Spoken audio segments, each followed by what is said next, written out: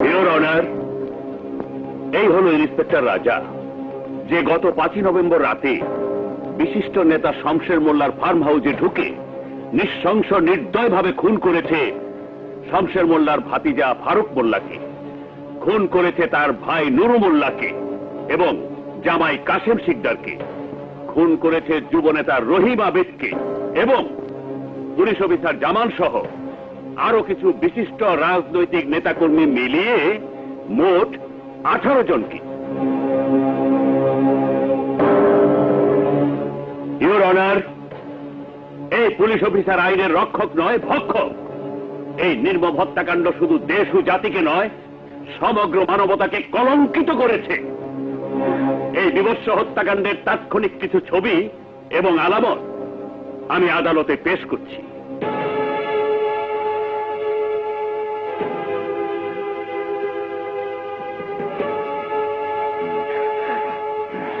Your honour, এই নির্মম হত্যাকাণ্ডের মোটিভ এবং রহস্য উদ্ঘাটনের প্রয়োজনে আসামিকে 7 দিনের পুলিশ রিমান্ডের আর্জি পেশ করছি। ইন্সপেক্টর রাজা, 18 জন নাগরিককে হত্যা করেছে বলে তোমার উপর অভিযোগ আনা হয়েছে। এই অভিযোগের প্রেক্ষিতে তোমার কিছু বলার আছে? না। তোমার কোনো উকিল আছে? না। তুমি চাইলেই আদালত তোমার জন্য উকিল নিযুক্ত করতে পারে। দরকার নেই ইওর অনার। 18 জন নিরীহ নাগরিককে হত্যা রহস্য উদ্ঘাটন করার জন্য পুলিশ তোমাকে 7 দিনের রিমান্ডে নেওয়ার জন্য প্রার্থনা করেছে। এই ব্যাপারে সাহায্যের জন্য তোমার কিছু দরকার আছে? আছে। কি? মৃত্যু।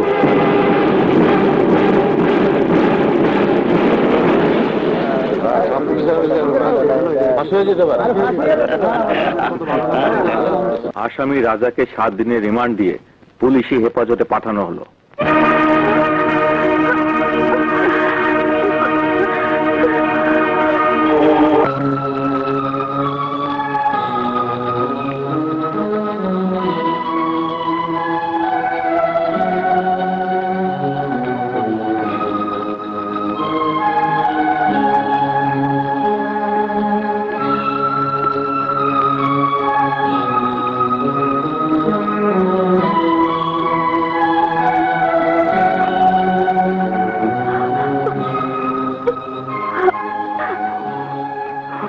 বাবা, কেন তুই বলছিস না কি কারণে তুই এই হত্যাকাণ্ড ঘটিয়েছিস?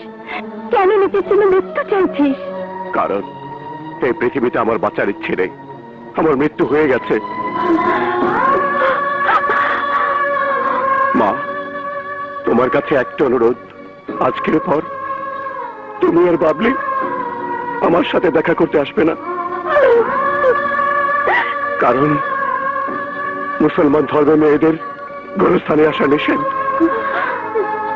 মা, তোমার ছেলেকে ক্ষমা করে দিও, তোমার ঋণ আমি শোধ করতে পারলাম না। বাবা, বলেছিলাম বাবলিকে ধুমধাম করে বিয়ে দেব, সেটাও পারলাম না। মা, কেঁদো না বোন, কেঁদো না। আর আমার মৃত্যুর পর কেউ কাঁদবে না।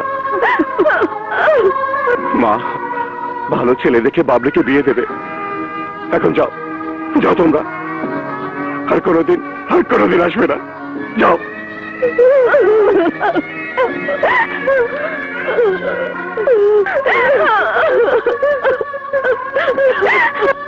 চলে যাও তোমরা, চলে যাও।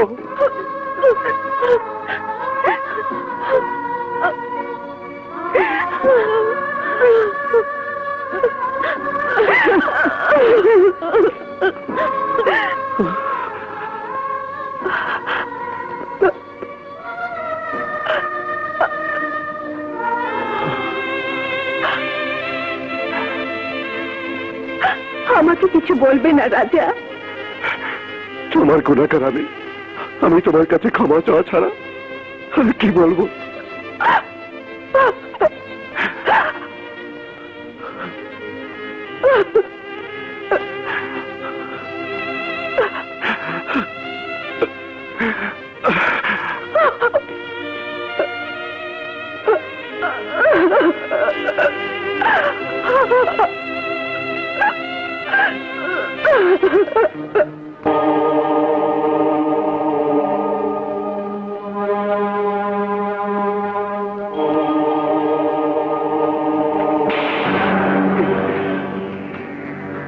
এই এসপি আসগার খান, এই চার্জশিট তৈরি করেছিস তুই? এই চার্জশিট?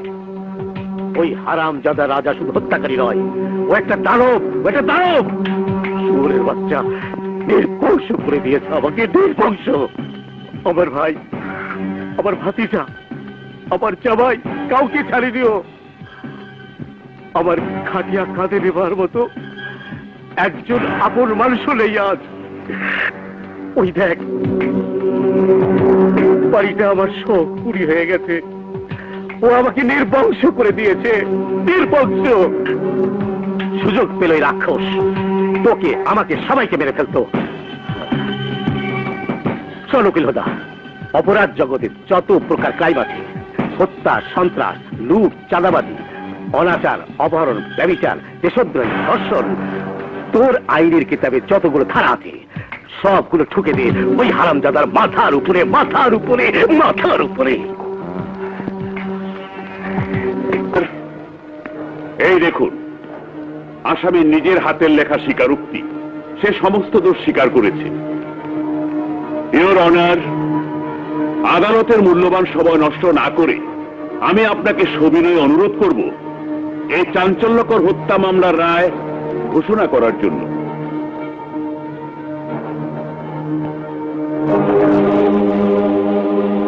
ইওর অনার, আমার একটি আর্জি আছে। বলুন, কি আর্জি?